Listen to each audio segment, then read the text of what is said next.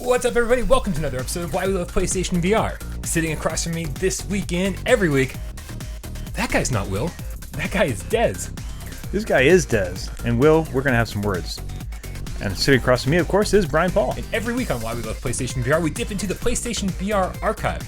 We play a game at random. Random. Random to you. That's a different show. Not random to us.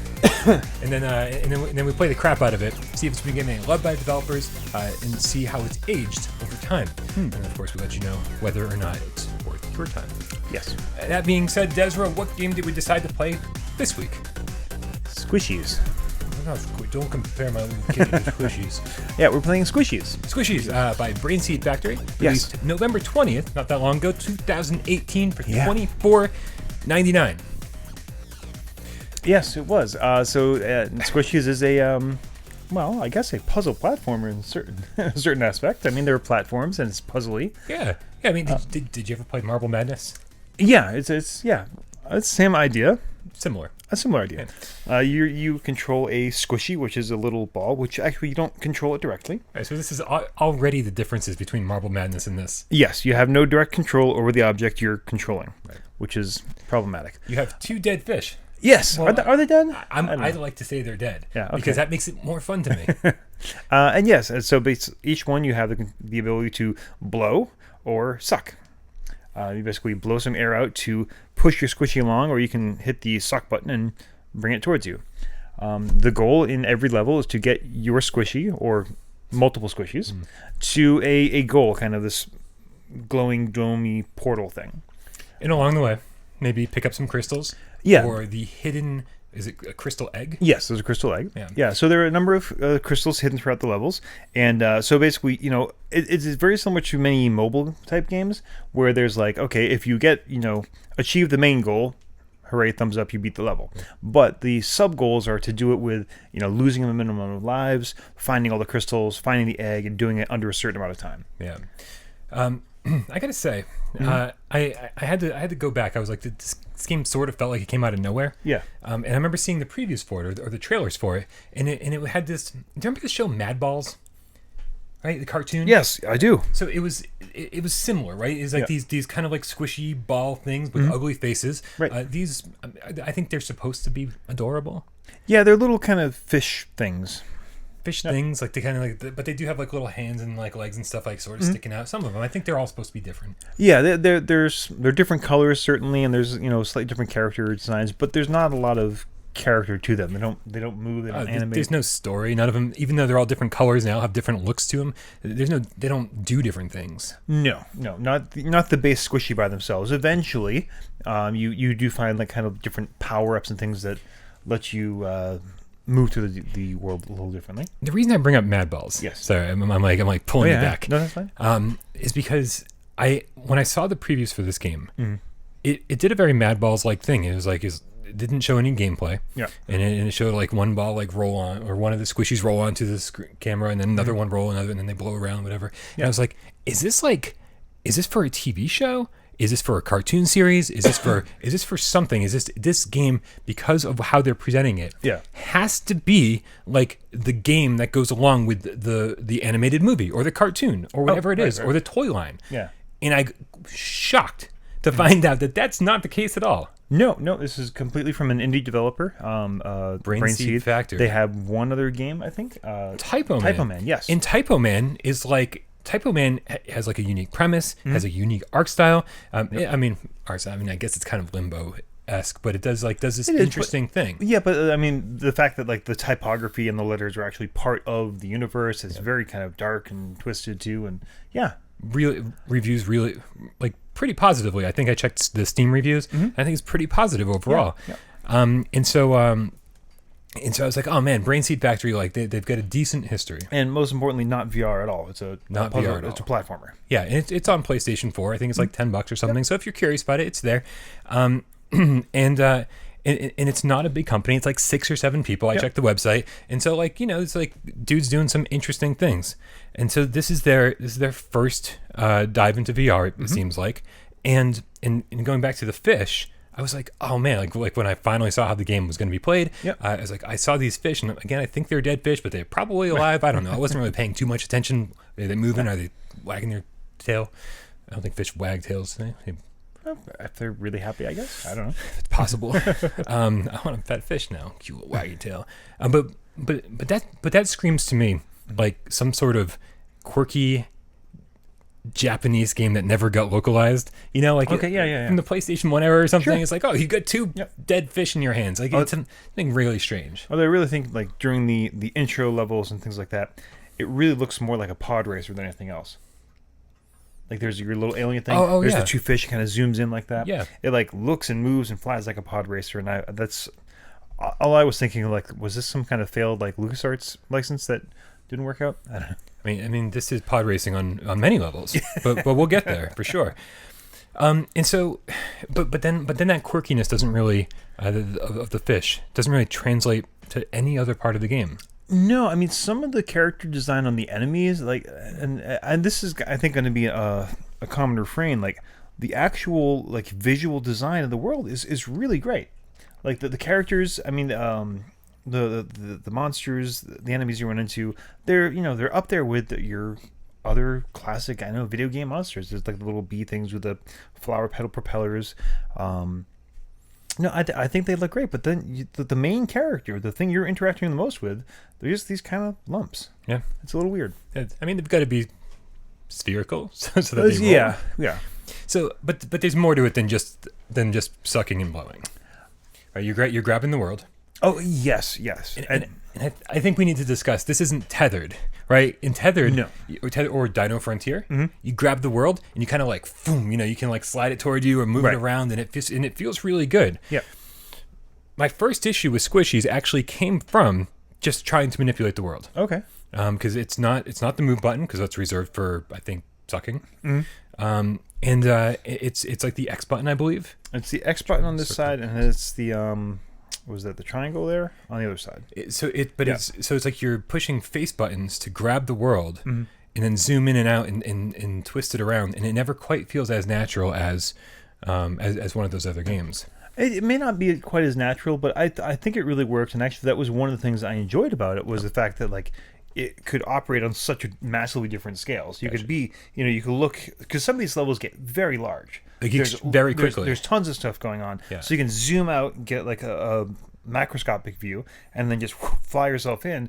And to like the squishy that was kind of like the size of a little pinpoint is now the size of a basketball. Yeah. Right. And it's really cool. And that really does unlock a lot of gameplay potential and the ability to find hidden objects and things in the game that you wouldn't have seen normally, because you are exploring the space at a lot of different scales. Now that's something that you can only do in VR, and very few games really experiment with that massively changing scale like this. I mean, Fantastic Contraption, I think, is the first thing that comes to mind.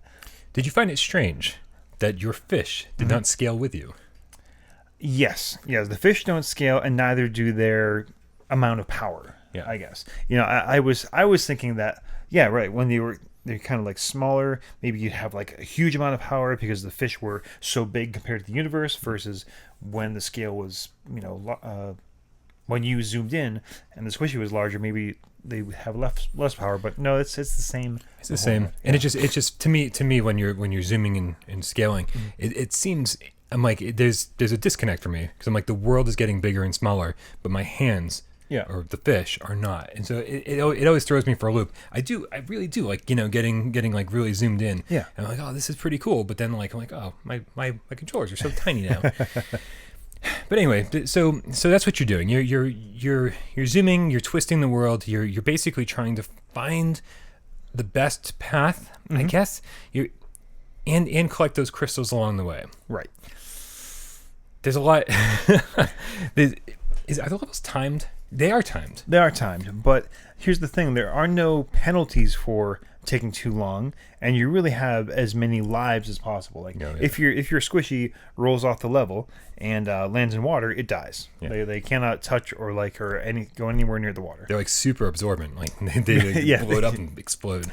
And that's pretty much like the only animation you get from them is basically when they die there.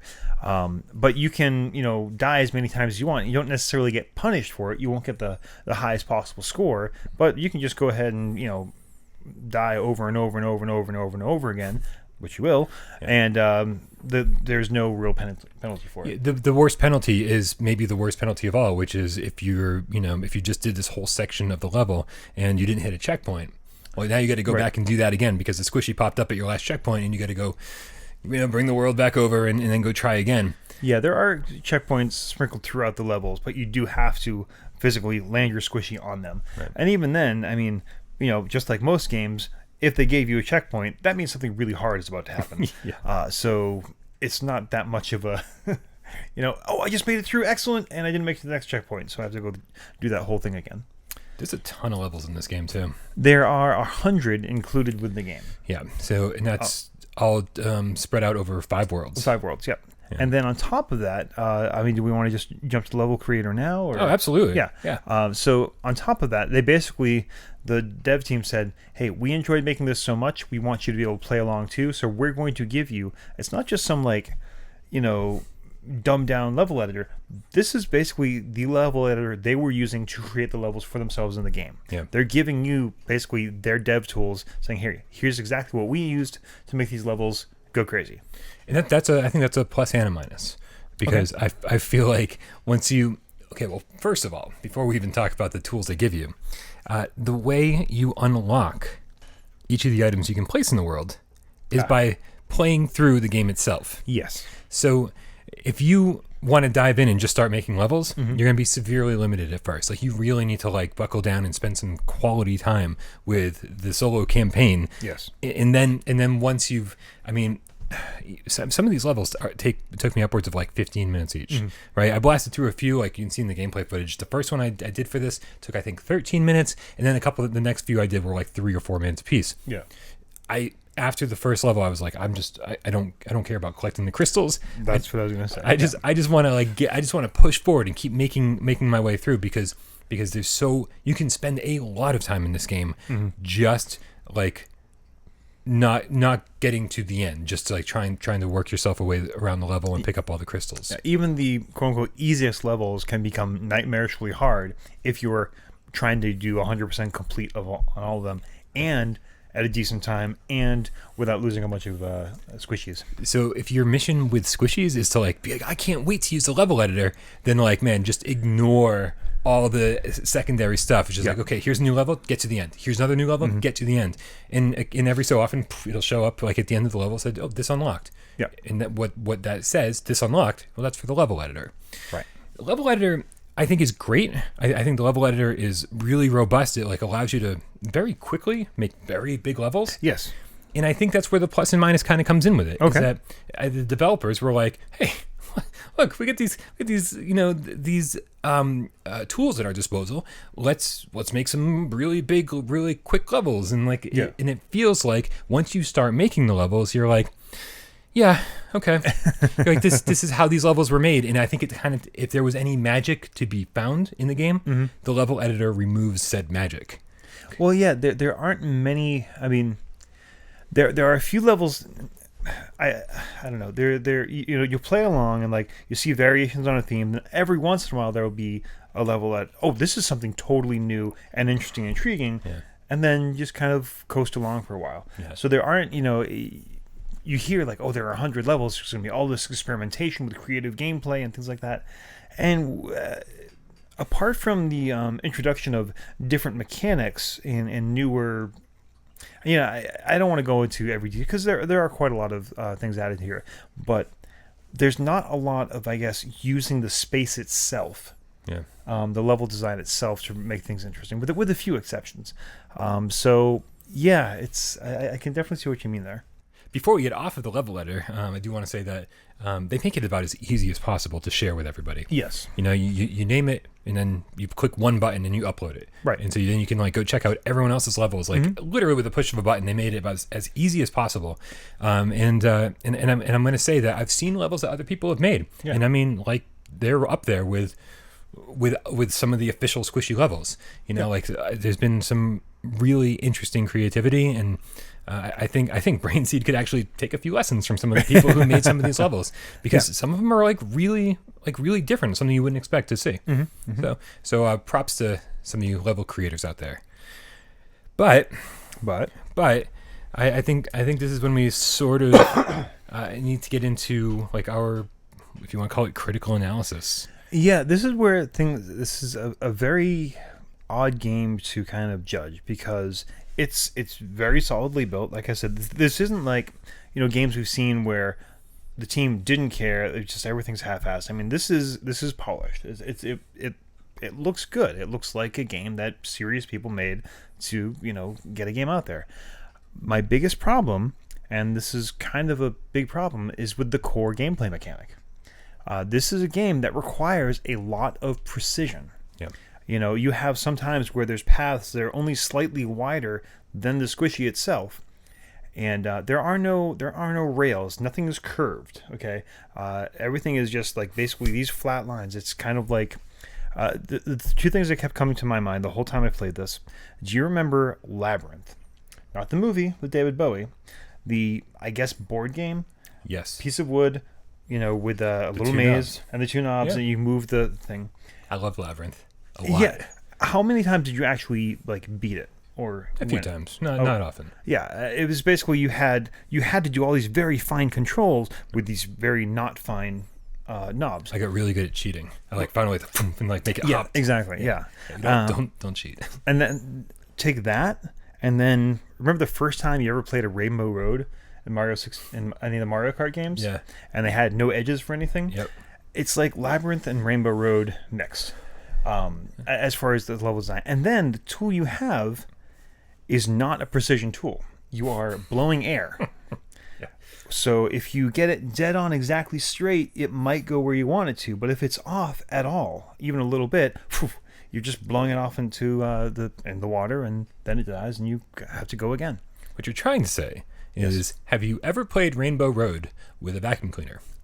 Yeah, right, exactly. Yeah, you can't actually control your cart. You just have either a vacuum cleaner that you can blow with or suck with, and you got two of them. Yeah, it takes a lot of time. I remember the first hour or something when this game first came out back at launch, and I didn't review it then because I was like, man, to review this game properly, I need to spend hours with it. I need to unlock a ton of different things for the level editor. I need to make my own level to see how I feel about it, and plus in that first hour you don't get the grasp of the precision required. There's a lot of tapping, light tapping. Yeah. Right. But something that I never really got over, because I do feel like I have better sense, better understanding of the controls, if you want to say understanding. But what I don't feel like I have is an appreciation for the level design that they did to build around the concept, to build around the blowing and sucking mechanic. Because we said earlier that you can't swim. Right. You can't go in the water. And so very early on, one of the things they introduce are the little rafts. Right? Yeah. These little rafts with a little sail on them, and it's you get the squishy onto the raft, and you blow the sail, and then you go where you want to go. The big issue with that is that to make sure that the squishy stays in the raft, when you blow it, they created this kind of hump on the outside. Right. Which means that when you're trying to get into the raft, you're trying to blow your squishy into it, but then it kind of very frequently rolls off to the side and lands in the water or something. Yep. Or you're trying to get it in so intently that you just blow it and then blow it right off the raft. I feel like the level mechanics or the level design are almost always at odds with the mechanics themselves. Well, I think one of the I guess if I could say anything to developers is either give us if you're giving us levels that require such fine control over the object, then either give us better controls or have the failure a little more forgiving. Yeah. Give us, a second or two. If it hits the water, give us a moment or two to kind of blow it out. There you go. Right? Yeah. Instead of no, the second it touches anything blue, that's it. Right. So, give us some kind of maybe the squishy can grab on and gives you a quarter of a second to blow it back on there or something. It's just, they give you that forgiveness by giving you infinite lives. Right. But making you do the same frustrating thing over and over and over again does not make it easier. It just means you just have to keep doing this awful thing over and over and over again. We mentioned how big the levels are. Yes. How many times did you get a squishy to the end of the level just to find out that that's not the only squishy in the level? Well, there is one thing they do. If you zoom all the way out, Yeah. you get a little icon where every Absolutely. Yeah. But like the level starts, and like usually I'll look around a little bit, but the last thing I'm doing, and I should have learned, right? I should have learned to like zoom all the way out first Yeah. to see those little icons. But like, why isn't there just like a HUD or something that says 0/3, something? But there's nothing, and so like very frequently I'd get to the end of the level. And I'd roll my squishy up onto a button just to see that there's 2 more buttons that I need to like go back and and if you don't zoom out, you have to kind of it takes you a second to like go find the other squishies that you didn't even know were part of the level. Right. It just feels a little clunky to me. It does. I mean, and the other thing is too, everyone calls this a puzzle game, and at least I haven't come up to anything where it's just like I'm not sure how to figure this out. Yeah. It's no, you know exactly what you need to do. It may be a complicated series of steps to get there, but it's like, oh, you hit this switch that picks this up this block, so I need to get someone over here. It's not like a puzzle where you're using logic and deduction to kind of try to figure things out. Yeah. It's a test of motor control and of patience and of personal fortitude, but it is not. I don't think it's a puzzle game. I don't think so either. I feel like it is very much more of a trial and error game, where the puzzle solutions are very, very apparent. It's just going to take you a few times to get it right without dying. Many, many times. And that's the thing. I think you and I both had a similar experience where we found the core concept so frustrating that it colored our experience for the rest of it. Now, there are some people who this core concept or the fact that this is, frustrating and then is deserving of some level of mastery, they like that kind of game, and I think if you like that kind of thing, maybe this will be your game, like something that's just like, oh, this is, I have to climb Mount Everest, right? But honestly, like I'm gonna come forward here. This is probably one of the only games I've never finished for the show. Yep. And I think for sure is the only game that I just quit. Like, no, I'm done. I was just getting so frustrated, so just angry at, and also this may be unique to me because I did read a bunch of reviews on this. How were the tracking issues for you? Was tracking okay? I was fine. Again, it's one of those games where like it's unless you have your own system in place of like, I hear people all the time talking about how they get turned around in different games. Yeah. But like I always feel the couch on the back of my legs. Right. So like I always know that I'm facing here. Mm-hmm. And so I'm like, instead of turning to do something, I'm turning the world. Yeah. And so it's, for me, I didn't have any tracking issues because I feel like, did you have tracking issues? What I should ask is that, did you have tracking issues outside of just going off the camera? Yes, I had my, actually back and forth between just jumping from like angle to angle. Like I was holding it and the move controller would be here or here.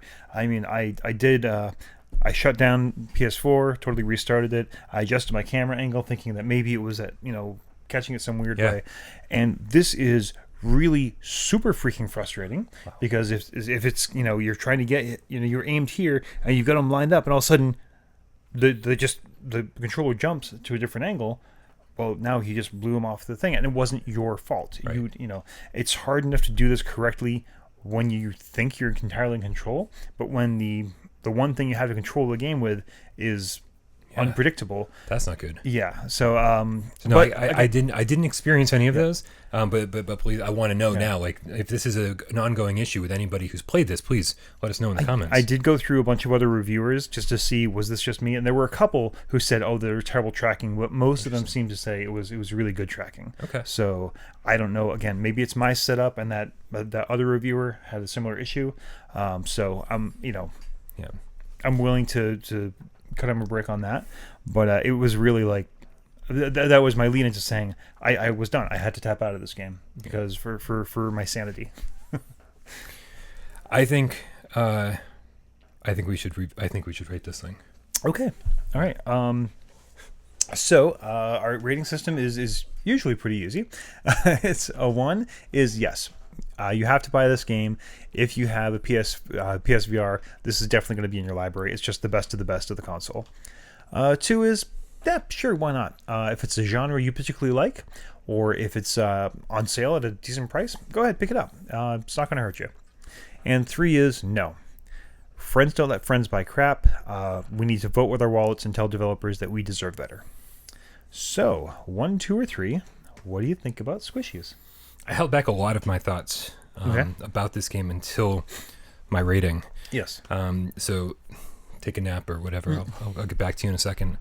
The Squishies die a lot. Yes. I've played a lot of games where, third person, your little character dies and you're like, oh my goodness, Quill, Moss, At no point when a Squishy died in this game did I go, oh no, not my Squishy.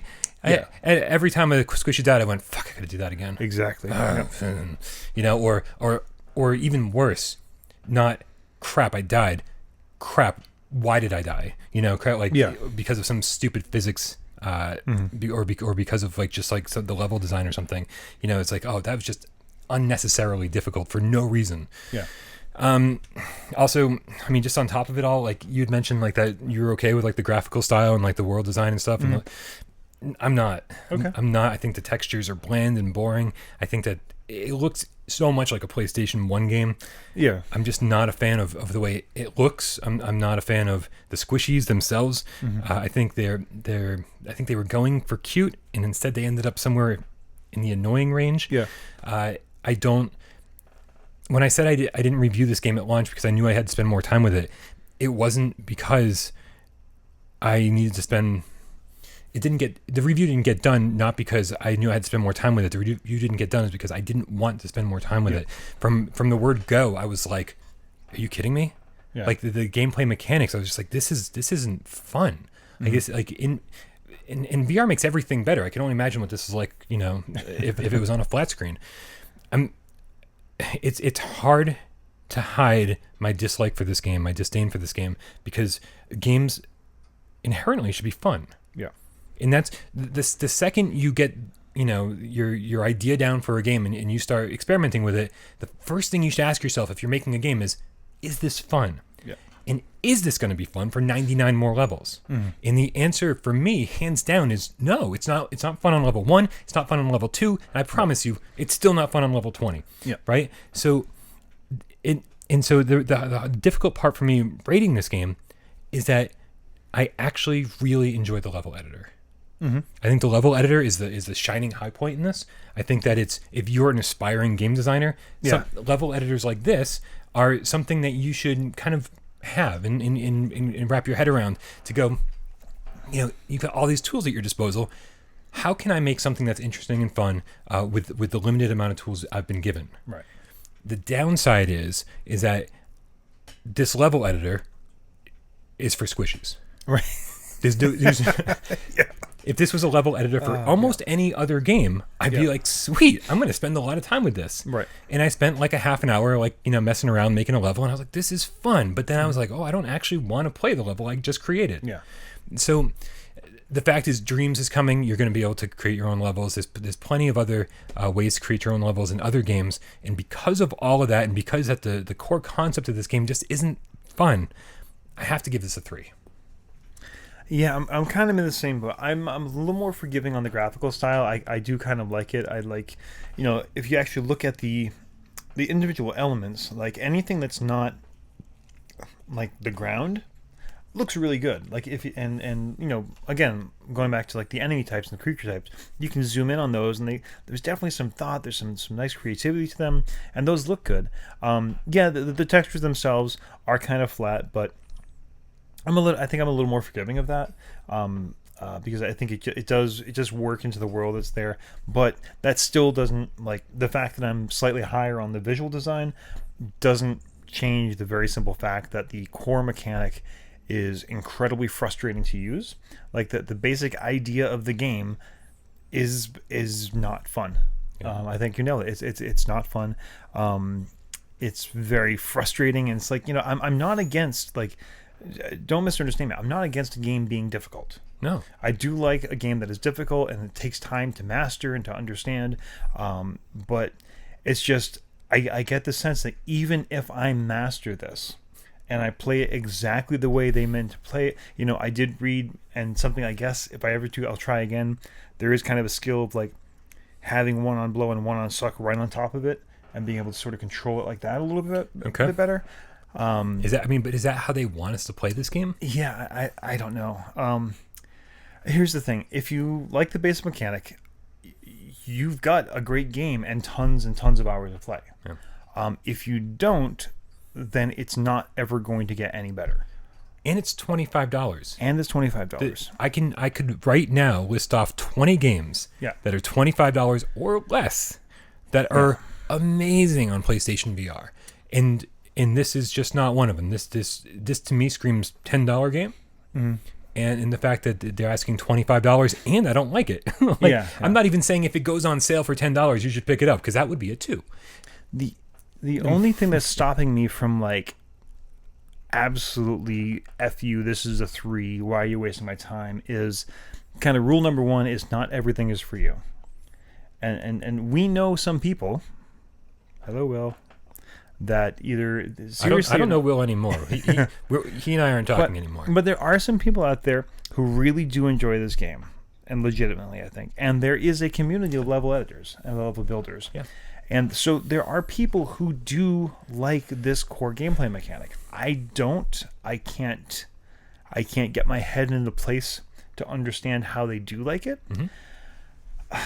So, but even with that, even with the not everything is for you, you've got to be a very special person to want this in your library. I think I guess it's a 3 for me. We have to say over and over that 3 doesn't mean it's a broken game or that it's a this does what it does very, very well. Right. This game is doing, from what I can tell, exactly what the developers wanted to do. Oh yeah, 100%. Yeah, it's again, I mentioned my tracking issues, but I'm totally open to the idea that there's something wrong with my setup. But even if the tracking was perfect. Even if the tracking was perfect, it is still not. It does what it does perfectly, but what it does is not fun. It's difficult. I always hate giving a game a 3 because it makes it sound like we're just out to bash the game or something. And honestly, I didn't enjoy any of the time I spent with it, and that's unfortunately what we have to do here to review a game is to let you guys know like our thoughts on it. There might be a few people that really enjoy it, but I think overall, a lot of people are going to be with us on this one. But we want to hear from you.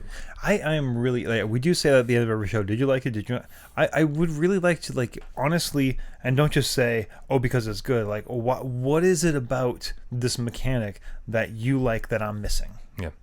I am open to the fact that I could be wrong about this too. Maybe I didn't spend enough time with it. But we spent enough time with it. But why do you like this game? If you were one of the vocal minority, to borrow a phrase, who loves this game, what exactly is it about this mechanic that you like? Yeah. I'd love to know. I think that about does it for another episode of Why We Love PlayStation VR. For another episode of PlayStation VR. Wait, I forgot to talk about. Yeah, let us know why you like this game. Also, what other games do you want us to play? Yes, that's the other thing I didn't say. I'm a little off my game today. I apologize. We have a huge list of games that we need to play, but we are always looking to add more games to the list. I don't think Squishies was ever on the list, and then we were like, well, you know what? We need to have a review of this on the channel somewhere, even if it's not a concise little 5-minute one. For another episode of Why We Love PlayStation VR, I'm Brian Paul. I'm Des. And we'll see you next week.